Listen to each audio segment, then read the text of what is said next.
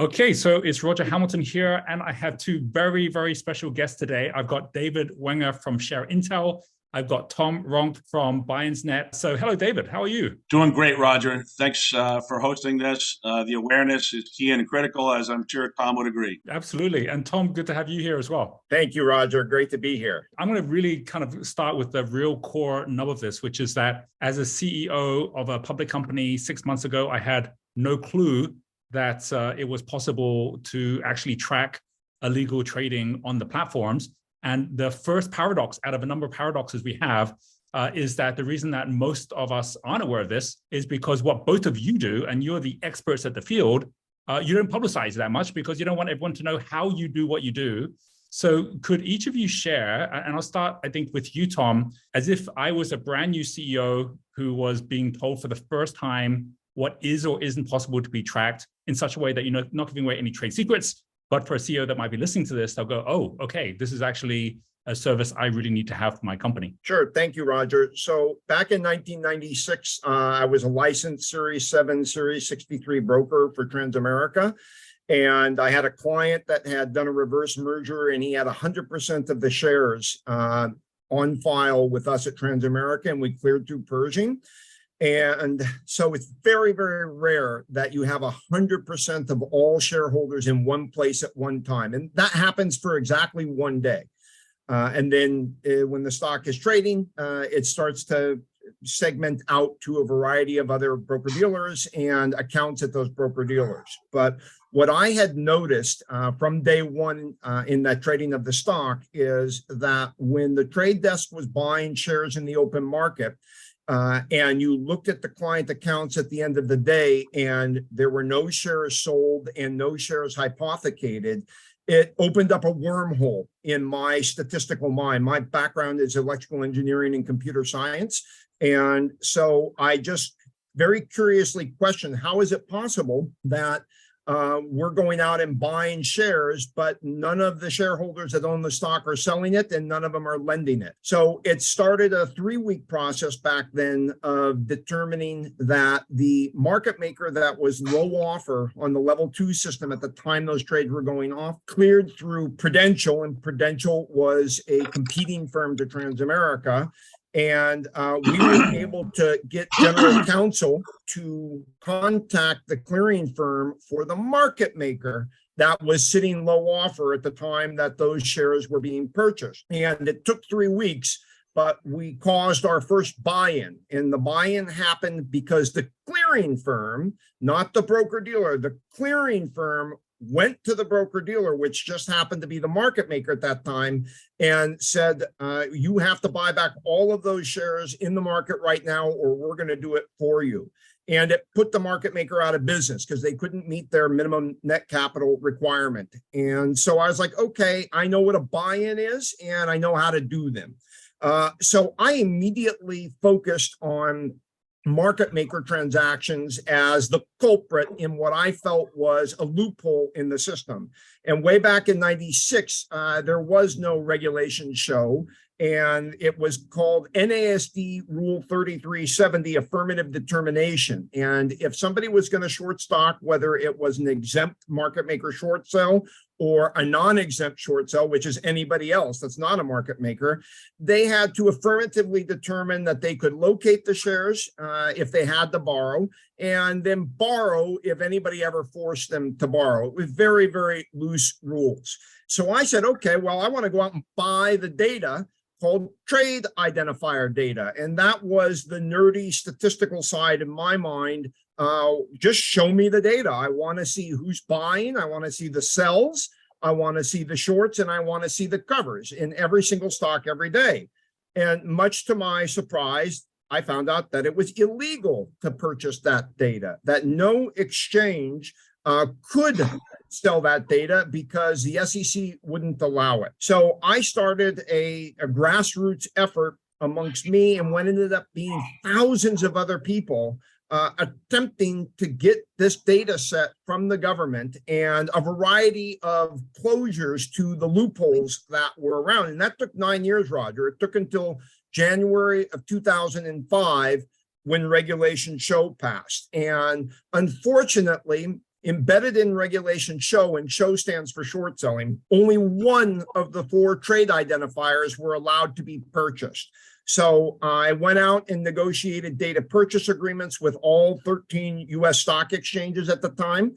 And I called my partner, Matthew Purvel, and said, Matthew, we're going to have to consolidate the tape. I need you to code a system that automates the purchase of this data every day and aggregates it in one large database and allows us to query that data set by stock symbol so that it would show us all of the short selling every day, both exempt market makers and non-exempt everyone else. So we went ahead and we did that. So it was the beginning of what we hoped would be the end to the type of manipulative and abusive short selling that we had seen at the market maker level.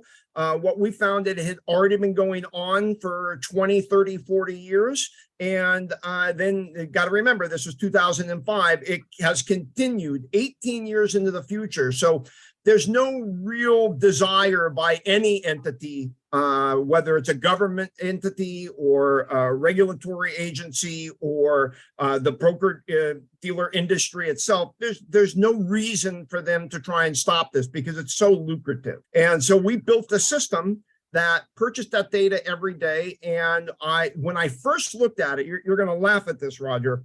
I had calculated just in my mind, I thought maybe 7% of the total trading volume would be short selling in each stock, pretty small amount. And I found out that it was as high as 50%. So half of all of the trading volume on average. So you had some stocks at 75%, some stocks at 25%. But the average in the data set was like around 50%. And subsequently in 2014, when the SEC was looking at what had happened in 2008, what had happened in the flash crash of 2010, they did a 200-page study, and they also found that short selling used to be around 25% of the total trading volume in the market.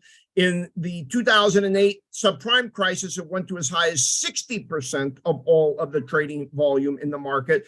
And by 2014, it had settled down to around 50% of the trading volume. So I started to contact CEOs with the data set because nobody had ever seen this data set before. And sadly, in many cases, they still haven't seen it 18 years later because this fell on deaf ears for all the way up until the GameStop AMC phenomena that happened a little approximately 2+ years ago. So Tom, I'm gonna stop you right there because I want to get David to come into this as well. And obviously, we're going to make a distinction as we get into this conversation about legal short selling, which is a big chunk of that, and then how can we actually identify what is illegal naked short selling. And I know that, David, you have a different way that you go about measuring.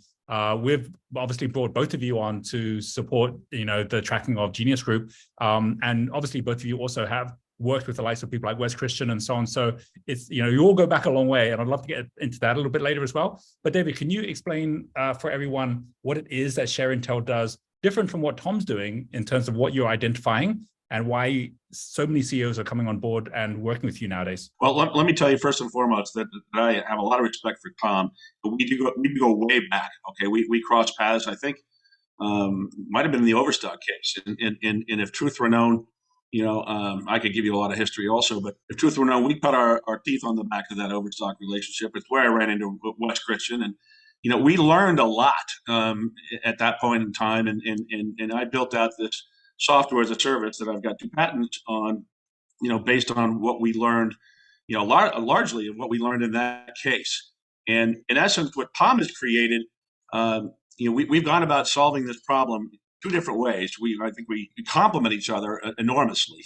To dumb it down, is looking at the intraday activity, okay, the intraday market maker violations, whereas ShareIntel is really looking for the longer term aged fail related anomalies, okay, in the data sets. And key and critical, I think, to both of our approaches is we're both data aggregators for one, but we're aggregating data that is, takes advantage or focuses in on, reporting issues as well, because from where we sit, the brokers are playing loosey-goosey with 2 sets of rules. It's not just the locate borrow rules that Tom was referring to, short sale rules, but reporting rules as well. Okay, and I think that's important to focus on, because Wall Street is one large self-reporting organization to a large degree. And I think, if Wes Christian were on this interview, he would tell you that each and every court case, that he's been involved with, the reported short sale number, the FINRA reported short interest, for example, is a false number. So, we start with the idea that, there's a body of information out there that being reported by brokers. Okay. We start with the idea that there can only be one share, one beneficial, okay, underscore the word beneficial, share of any given stock, regardless of how many times that share of stock has been rehypothecated. Okay, so without getting into trade secrets and how we do what we do, we aggregate all of the known and relative information on broker dealer, clearing firm, shareholder related information, and look for the anomalies, or should I say the markers, ultimately, of illegal naked short selling, which Wes Christian has been very successful in leveraging in a courtroom. And if we take that, because like what I get to see as a CEO who's working with both of you is the detailed reports, which actually are able to show very specifically to both me and my board where there are obviously very clear breaches that are happening, to the extent that Wes can then take those and take them to court. We're looking for anomalies. We track settlement, and we look for oftentimes what are referred to as imbalances. But within those imbalances, the markers of aged fails. So it's important to know that you would never get to an absolute piece of evidence unless you were to get inside the broker, the stock records at the broker dealer. But when Wes gets down to discovery and you get to a point where you're putting pressure on them, then at the actual success rate of the actual cases, going through and being successful is very high. You have to start somewhere. You have to. Right. We start with the tip of the iceberg. I remind CEOs like yourself and others, a lot of what's taking place, the chicanery is below the water level in that iceberg scenario, in dark pools, in ex-clearing activity. But what we can uncover, in terms of the markers of what we can see at the DTC level is what is meaningful, and I think being thought of rightfully so, to a large part due to you, that as a critical need to have fiduciary best practices tool in today's world, and I'll leave it there. Roger, I'd like to add, there is interesting history to all of this. There's something called a blue sheet request, and they call it a blue sheet request because trades used to be handwritten in triplicate. So there was a white page, there was a pink page, and a blue page. And the blue page of the order form would go into the file at the broker dealer, and it would have the account number and the stock symbol and the time and date stamp and how many shares were traded and what the trade identifier was and whether the trade was exempt or non-exempt. So a blue sheet request is when either FINRA or the SEC goes to a broker dealer and says, hey, from this date to this date for this stock symbol, show me all of the trading in that stock done by your firm, either from a proprietary standpoint, whether it's your market making desk, whether it's your prop trading desk, or whether it's on behalf of an account, or this is even more interesting, something called sponsored or market access. Of the 3,400 broker dealers in the United States, approximately 300 are registered market makers. And those market makers are allowed to lease out, rent out their market maker ID code. It's called their market participant ID. Anybody in the world that's willing to pay for that right can reflect themselves in the order management systems as that market maker. So we've gone through FINRA's website in the past, and we look for something called AWC forms. It stands for acceptance, waiver, and consent. And an AWC form is when a broker-dealer is fined civilly by FINRA for violating the rules. And what's interesting, when we were searching through FINRA's website, you type in naked short selling, nothing came up. And I did this search many years ago, and I said, that's quite unusual because the rules for Regulation Show have been on the book since 2005, and the SEC itself had used the word naked short selling. So what I found is if you did a blanket search on FINRA's website looking for their litigation, the AWCs for naked short selling didn't show up. If I confine the search to 1 day at a time, voila, jackpot. I found many, many, many AWCs, UBS, Goldman Sachs, Options Express, Wedbush. I could go on and on and on and on. The violations of regulation show, and if the public were able to get access to the right to do blue sheet requests, which, like Dave said, is next to impossible. You have to litigate, you have to do discovery, you got to subpoena, you got to do all of the things that force a broker dealer to cough up those records. There is not a chance that those trades would reconcile. And so what Dave is doing is what he's allowed to do by law. What the government tried to do in 2012 was build what they called the Hubble Space Telescope for the stock market, called the CAT, the Consolidated Audit Trail. Google bid for that. Amazon bid for that. TradeWorks bid for that. TradeWorks won that bid, built the system to where they could collect all of the blue sheet data from every broker dealer in the United States. And that data would need to be fed into a system, and that system could analyze what was going on in the stock. The SEC had something called the MIDAS system, Market Integrity Data Analytics System. So the SEC had made an attempt historically to build an algorithmic way of determining whether or not broker dealers and their accounts and clients were complying with federal securities laws. What's interesting is the CAT database has been built for 8 years now, and at the cost of approximately $1 billion. And not a single shred of data has gone into that system yet, because SIFMA, the lobbying organization on behalf of Wall Street, has just continually gotten the government to kick that can down the road and make it to where they haven't had to feed that data into that pipe yet. So Dave is definitely barking right up the right tree with ShareIntel. The government was even attempting to do that, but because they've failed to complete that process due to the pressure put on by powerful lobbying organizations, it's required that civilians do this type of surveillance. That's why Dave and I work so closely together, because there's no other way to do this. Right. Well, I mean, first of all, thank you to both of you for actually doing this. And I think this is what we're seeing with retail investors as well. It's individuals that are saying, look, we're going to have to do something ourselves because we can't be waiting for the authorities or for the actual exchanges themselves. I got a question. Again, this is the paradox about the fact that as a CEO, I wasn't aware of the fact that this was even possible to track. And of course, the challenge that both of you have is that if you are working together with, especially if it's with a lawyer to basically, make a case against, the wrongdoers in the market, that can end up being part of a settlement with a gag clause where no one can speak about it. You mentioned Patrick Byrne. In Patrick's case, I actually thought that he had lost at the end, and it was only after speaking with his team with Medici's that I actually realized that he had actually won. Wes obviously got him a lot of money, but of course, as part of that settlement, is no one's allowed to speak about it either. Is there a way forward that allows us to get this information out to more CEOs so that they do actually come forward and start using your tools as preventative measures, not just as basically the tools to take legal action? I mean, what do you think on your side, David? Roger, what you're doing, Roger, is a heck of a great start. Dave, chime in. I echo that sentiment. A couple of things I think are worth mentioning here. One is that whole topic of litigation.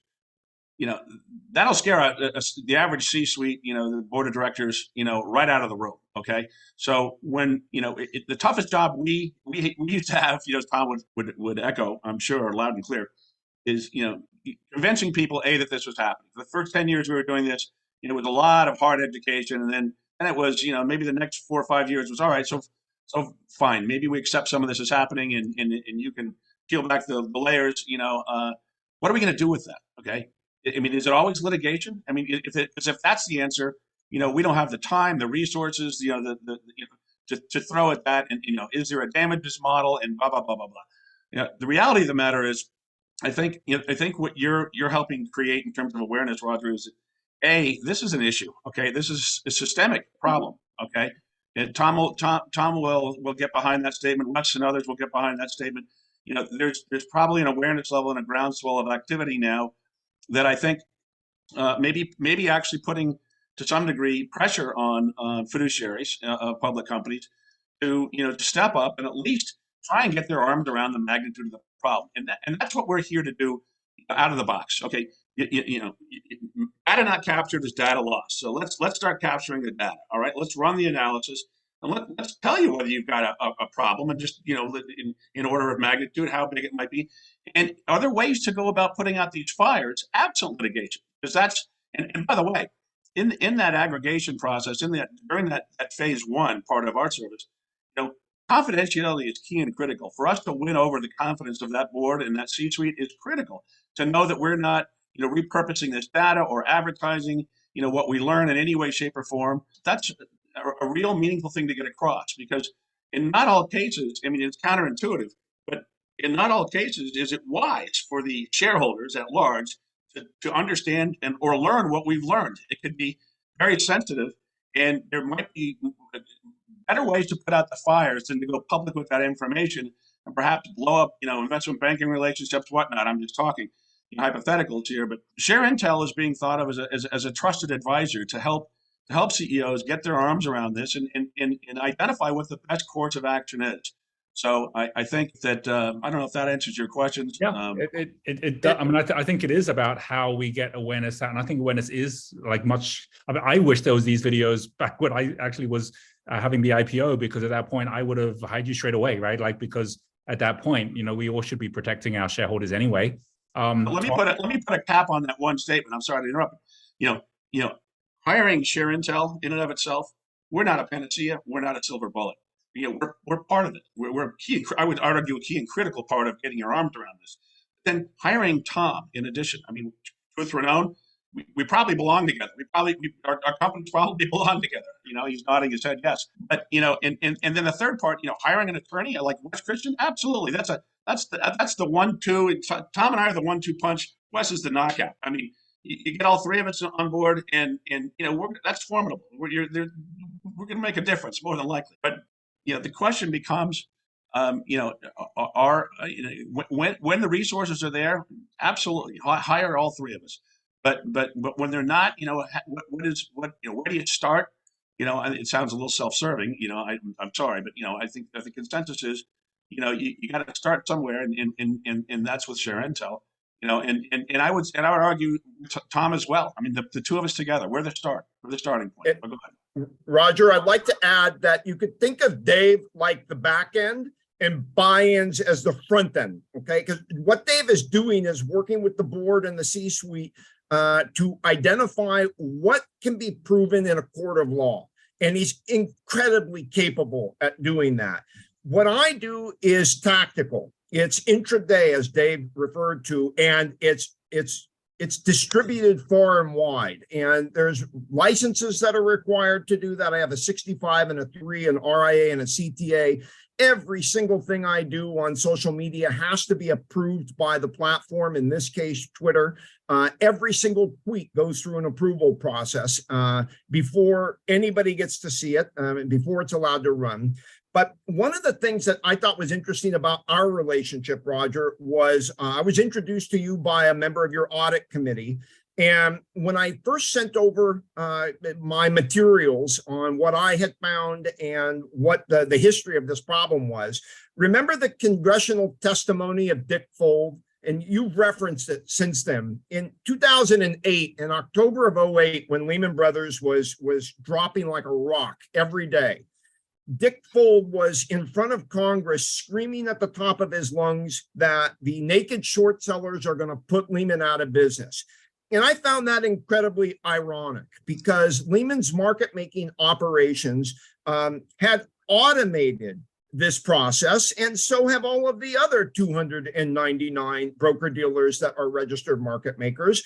This is a fully automated process. There's no human beings involved. It's 7 servers in a room underground. And those servers have those API connections via payment for order flow to all of the major broker dealers that have retail investors that you wouldn't believe this. As you're typing in your order at the different online discount brokers, every single keystroke in real time is fed via API to that market maker that is has the order flow agreement. And they do that so that by the time that the stock symbol is entered, you haven't even put a price, you haven't said whether you're buying at limit or market, you haven't put the number of shares you're buying. The second the stock symbol is entered, that whoever has that automated API connection and payment for order flow agreement automatically goes low offer by par value, 0.0001 below whatever the lowest offer. And that's so that market maker can comply with Reg NMS, which is the best execution rules in the United States. So that short selling market maker that's low offer by 0.0001 is complying with federal securities laws for being the best execution price. But what people don't understand is it's a double-edged sword. By getting that 0.0001 better price execution, you've just fed your buy order to a market maker that shorted you, and it absorbs your buying power like a sponge. And think of how price is determined. Price goes up if you eat through low offers. Offers go away, they go higher, price goes up.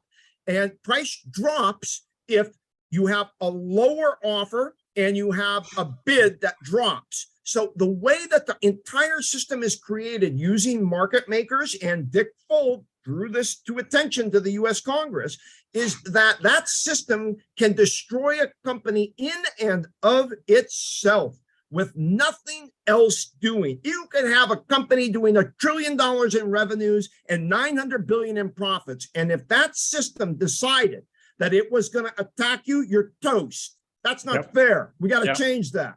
That's exactly why we took action, because I was like, this makes zero sense. And it was clearly being automated from what I could see, and the way that we were just getting attacked with our share price, just getting pummeled for no other reason than the fact that basically they knew that they could actually push us down and had much more sell power than we had buy power to get ourselves back up again. I want to pause about this whole aspect around the fact that both of you are trying to measure something that the actual regulators themselves and the exchange themselves are not making easy. And I just want to say from personal experience, the most difficult thing in the actual IPO process was all the hoops we had to actually jump through with the SEC in order to show that we have everything audited, including our data, so that we could actually prove that we were bulletproof from fraud or from theft from the inside. You may or may not want to answer this, but if we were to ask, why is it that the SEC is so adamant that every company needs to audit everything internally at the nth degree, that is not insisting that that same audit, both from a data point of view and also from a kind of overall financial tracking point of view, does not happen externally through the financial markets? What would you say is the reason for that? Selective regulatory oversight. So if you look at FINRA, of the 3,400 broker dealers in the United States, 3,100 of them are not registered market makers. And they fear FINRA every single time a FINRA exam comes around. They fear it more than anything else. But the prime banks, the 300 largest broker dealers that act as market makers, seem to live under a different code. And that's not fair, because it puts the 3,100 broker dealers that are smaller at a competitive disadvantage, while the larger prime banks that are acting as market makers have a competitive advantage. And you've seen that globally in politics, you've seen it in business, you've seen it in every type of relationship, whether it's money or people, it doesn't matter. There is always some type of selective bias because the system grows out of control. And this is a system that when Patrick Byrne went on the television in 2007 and said, this is a systemic problem, this could bring the entire system down, it's a house of cards, and exactly 12 months later, the whole thing went to hell in a handbasket. He was dead on right, and he calls it deep capture. And I still agree that today, there are levels of capture in every part of everybody's life. And that's an example of it, Roger, what you just referred to, that there are certain rules and requirements that certain people have to abide by in certain ways. And then there is other rules and requirements that people don't have to, even though they're under the same guidelines. And so that makes it very difficult. And our job is just shine a light on it. And sunlight being the best disinfectant in the world, shine as much light on it, get it as transparent as possible, and let the people decide, kind of like what Elon is doing on Twitter right now. He believes that the people collectively over time have a collective intelligence to them. And I believe that if you get enough people addressing this issue publicly and screaming loud enough, listen, Dave and I have been screaming for 20 plus years, and it took that long for people to start listening and saying, okay, let's do something about this and let's take action. And if we break something along the way, yeah, I guess that's too bad. And I think that's what you've seen happen. Yeah. I mean, David, from your point of view, the fact that there's this double standard between internal audits and external audits, or at least the finance industry being audited or trackable in the same way. You could put this down to too big a problem to solve, or don't want to solve it, or it's too profitable or there's too much profit involved if we were to solve it. What's your view in terms of the? Well, yeah, I would. It's all of the above. I mean, Tom said it well, but I would add to that some things. I mean, I approached the SEC a few years ago, maybe naively. The SEC signed an NDA with me. I'm told that doesn't happen every day, so I'll be somewhat limited in what you will say here. Perhaps the SEC is overworked and understaffed to some degree, but suffice it to say that I'm convinced at this stage of the game that that absent legislation from Congress, we're not going to see any meaningful change. And I've actually been told that by former SEC, high-level SEC people. I am working with an individual that I'd like to introduce you to at some point here.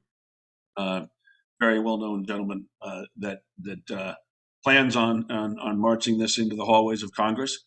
And I think that obviously needs to be a coordinated effort. So I don't want to jump ahead here and name any names, but I think to echo what Tom said, if there's a groundswell, right? If there's a groundswell among the investing public, the demand change. That's step number one.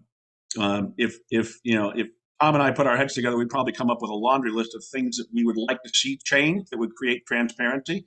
Simple things to do. If it were introduced properly in Congress, could be done.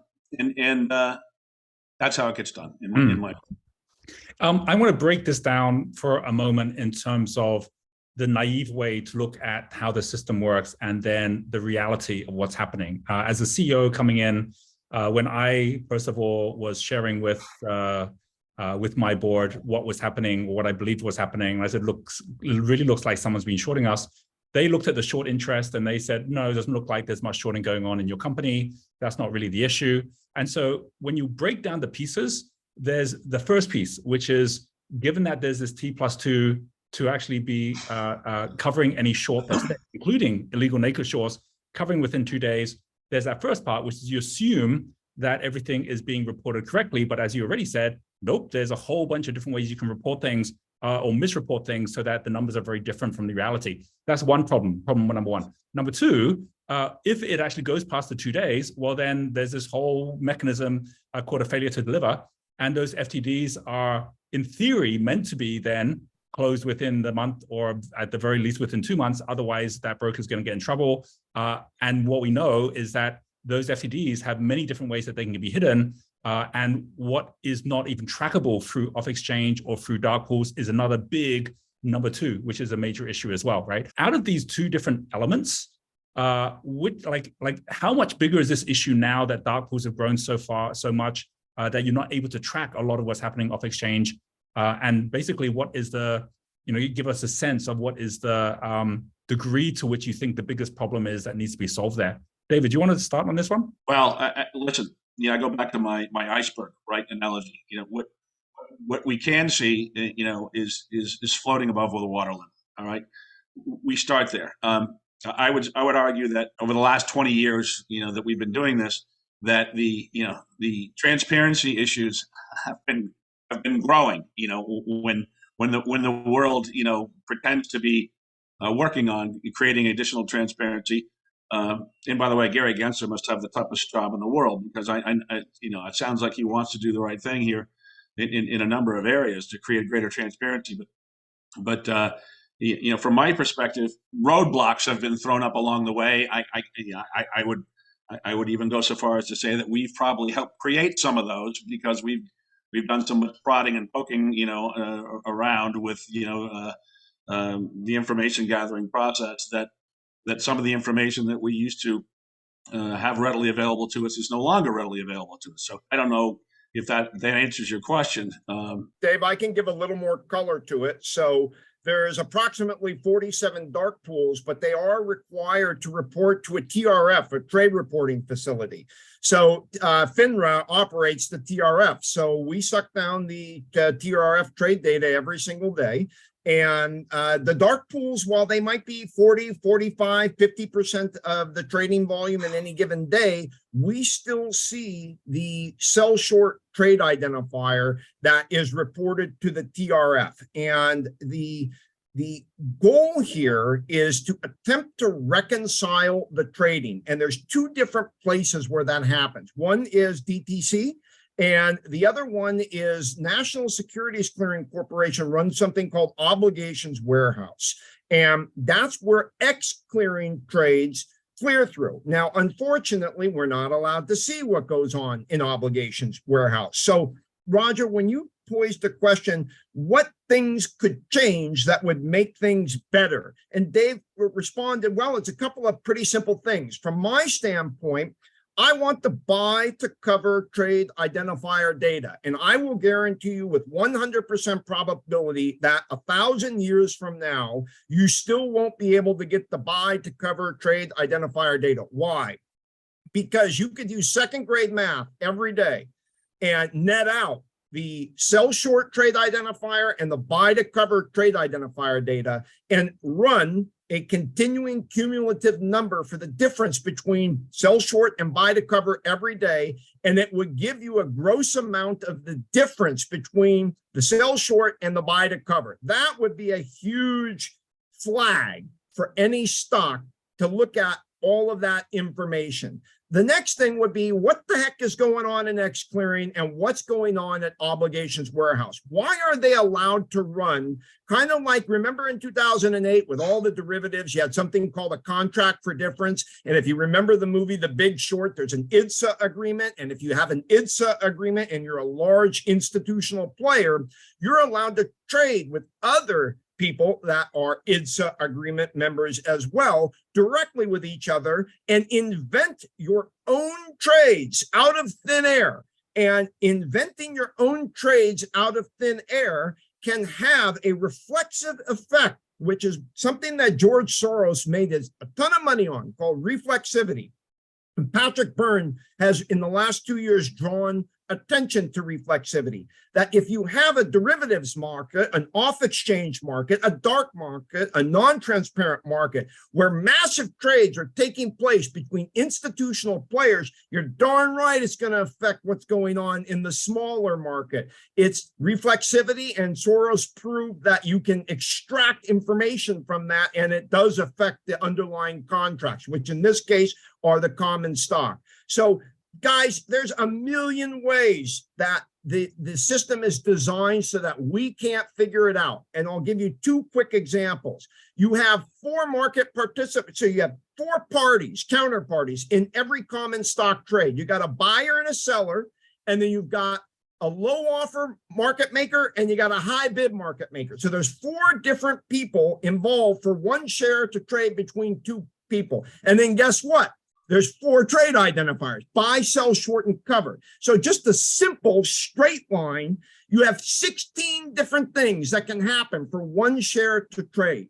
And if you look at permutation combination, it then becomes more possibilities than there are atoms in the universe. And anytime a system is designed complex, it's hiding something. This system is complex for a reason.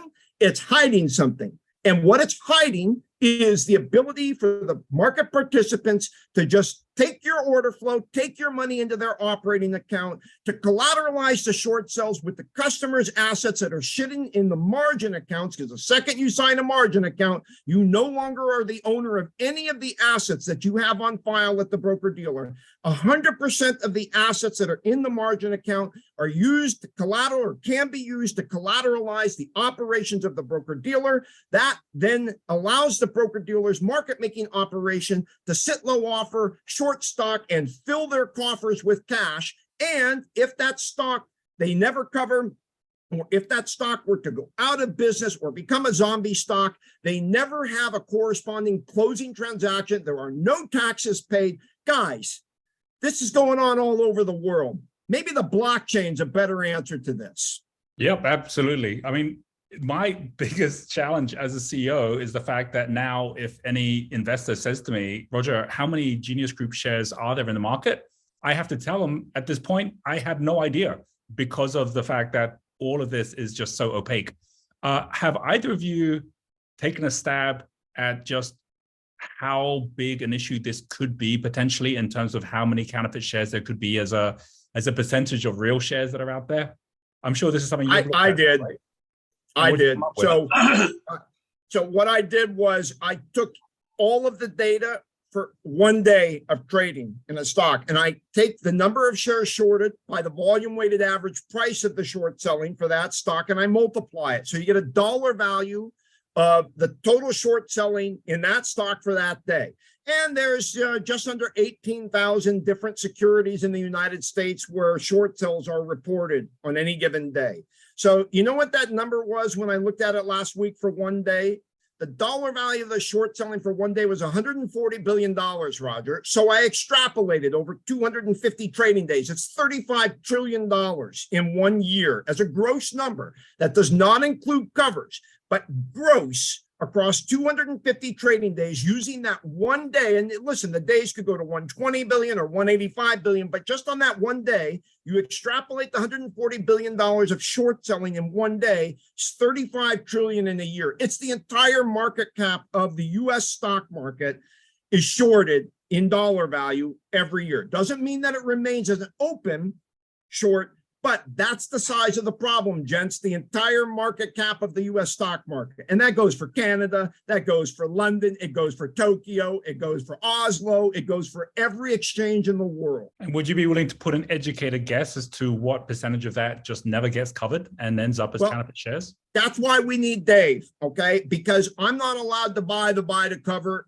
trade identifier data, and nobody else is. So in walks ShareIntel. ShareIntel's job is to try and reconcile that share data every day, right, Dave? Well, that's right. And, you know, just to build on that a little bit, to do that on a daily basis, to aggregate the raw data, okay, from the very reporting entities that would be needed to do so is cost prohibitive for most companies. So again, getting back to that short list, okay, those short strokes of things that could be done in the hallways of Congress to solve this problem.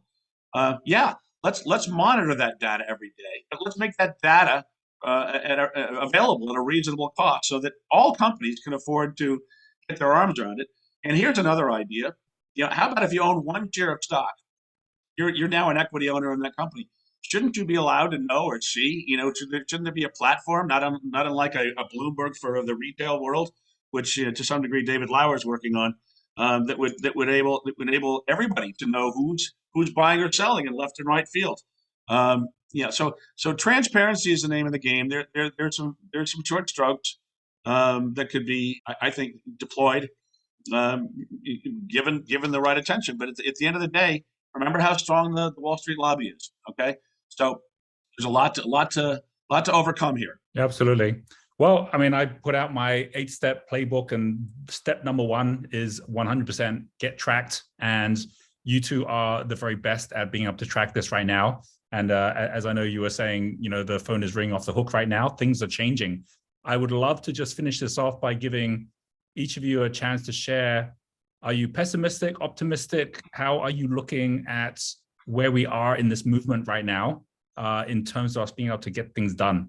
Tom, where do you sit at this right now? I am an optimist because pessimism gets you nowhere. You accomplish nothing thinking negatively. So cautiously optimistic. And I have to tell you, Roger, I referenced blockchain. I believe that blockchain technology, not crypto, I'm talking about regulatory compliant security tokens with a safe harbor through a national securities exchange where people can trade stocks where there's no market makers, no spoofing, no wash trading, no short selling, where a buyer meets a seller and those people are trading something that's bona fide and real. It actually exists. That's the solution to the problem. It's not to displace or disrupt, it's to replace the current system with a blockchain system that completely eliminates the things that we've talked about on this call today. I was just having a conversation with Mark Elenovitz from Upstream Exchange, and that's exactly what we're seeing as a potential future. And he's very hopeful that all of the different exchanges around the world are going to have to move towards it, just because the even cost of transactions, speed of transactions in itself also is going to mean that any exchange that isn't blockchain-based is going to be left behind as well. So it's just a matter of time, I guess. How about for you, David? Are you optimistic, pessimistic? I think I'm more optimistic than ever. Okay, but I'm maybe a bit more of a realist, and a cynic, to some degree. Will we get there? Hopefully, we will. Is blockchain would blockchain solve the problem? Absolutely, it would. But are a number of baby steps needed to, in the interim, could we get better at monitoring what's in place right now? Yes, we could. Absolutely. And is it likely that we're going to, change the world overnight with blockchain? Really hard to say. I don't know whether I'm optimistic there or not. It would certainly be a tremendous solution. But I know it could be accomplished tomorrow if we could just get a few things done in the interest of transparency. Force this this dark pool activity, this X clearing activity into the light of day, where we could see it. Make the data available at a reasonable cost so that so companies could monitor everything on a daily basis. Easy to do with the system we have in place. Just have to have the will to do it. We got to get behind the movement here and force some change in Congress is what I believe. Absolutely. Combination of regulation together with technology, and most importantly, the will of the people, right? Like if there are enough people, enough voices that come together and say enough is enough, then there's going to have to be change. I want to say a huge thank you to both of you for coming and joining us. I know there's going to be hopefully many CEOs who will get this either through their investors or they'll get this by just watching it themselves and then give you guys a call. I'm going to be dropping the links down below as well, so you can all get in contact with Tom and David. And thank you again, both of you, for coming and joining us. Thank you, Roger. Roger, you're fighting the good fight. You're doing God's work. Thank you. Thanks, guys. Bye-bye. Thank you. Bye-bye.